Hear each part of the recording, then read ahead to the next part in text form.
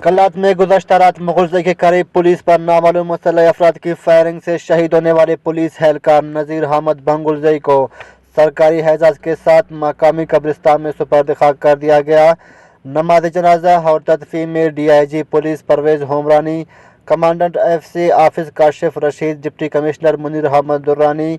SSP Dostin Dashti, DSP Manzoor Ahmad Mengal समेत सैकड़ों अफराद ने शिरकत की।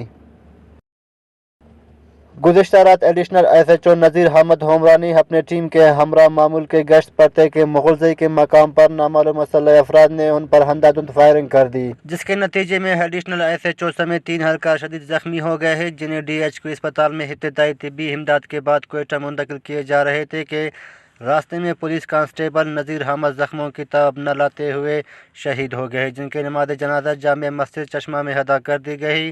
जबकि पुलिस की चाकू चौबंद दस्ते ने शहीद पुलिस एहलकार की जस्ती खाकी को सलामी पेश की। इस मौके पर DIG पुलिस परवेज़ होमरानी ने शहीद एहलकार की कब्र पर फूल चढ़ाए है, जबकि शहीद एहलकार के इसाले सवाब के लिए जामिया मस्जिद में फातिहा ख्वानी का सिलसिला जारी है।